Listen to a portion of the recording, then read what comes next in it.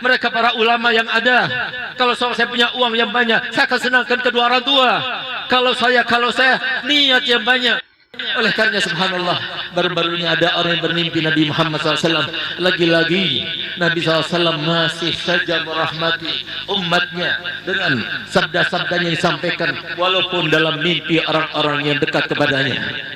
Di mana beliau katakan kepada orang yang bermimpi sekitar 7 bulan yang lalu dari sekarang ini, sampaikan kepada seluruh umatku dua hal. Yang pertama, kalau mereka ingin dekat kepadaku dengan kecepatan, dengan kedekatan yang cepat, kilat dan kuat, lakukan semua aktivitasnya untuk menggembirakan dan bahagiakan Nabi Muhammad.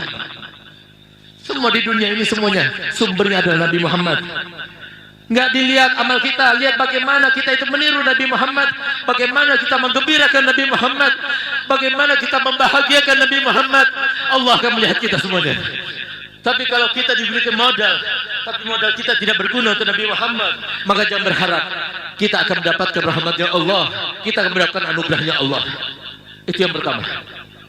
Yang kedua, sampaikan pada umatku, berapa banyak orang yang berada di titik kemuliaan dengan harta benda yang mereka punya, dengan jabatan yang mereka punya, dengan pengaruh yang mereka punya, tapi kemudian Allah turunkan dan Allah jatuhkan sampai ke titik nadir kehinaan.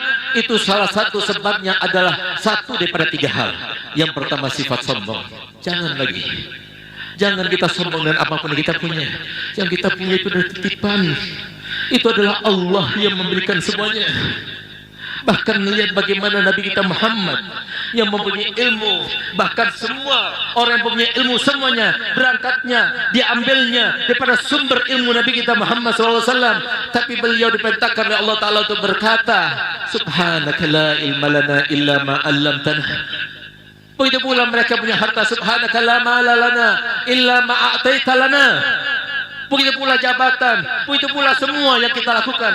Bahkan saya selalu ingat, saya punya abah lagi-lagi berpesan kepada saya, ingat sudah, kalau seumpama nanti saat umur 7 tahun, 11 tahun, beliau sudah mengucapkannya kepada kami, padahal kami sendiri tidak pernah ikut abah saya untuk berdakwah sampai naik pesawat ataupun naik kapal lintas pulau, tidak pernah. Saudara saya semuanya sudah pernah, tapi saya nggak pernah.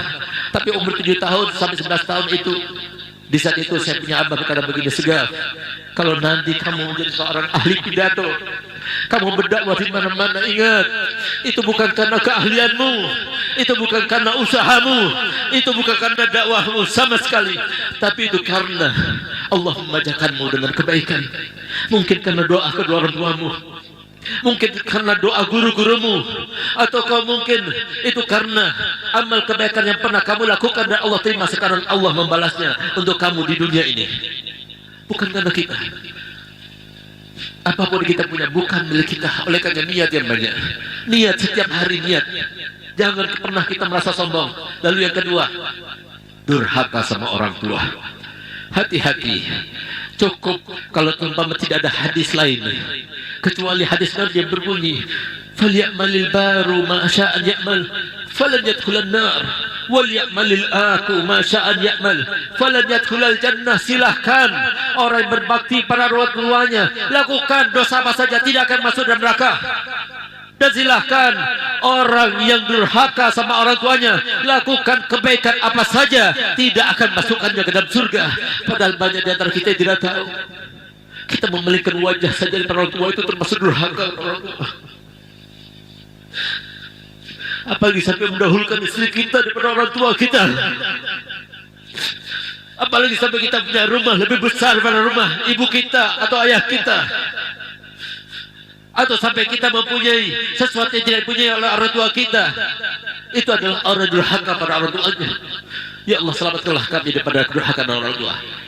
Dan termasuk kata Muhammad, orang durhaka pada orang tua adalah orang durhaka pada gurunya. Yang ketiga sebab orang itu jatuh dalam titik nadir kehinaannya adalah mengganggu walinya, baik yang hidup maupun yang sudah meninggal dunia. Hati-hati. Dan termasuk walinya siapa disebutkan? Para zuriyah Nabi Muhammad SAW.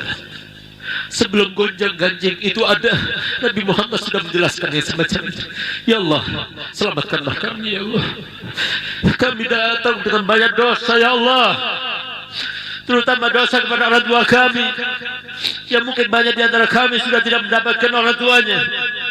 Ya Allah, kalau seandainya kami mendapatkan kedua orang tua kami, niscaya mereka akan merahmati kami dan iba kepada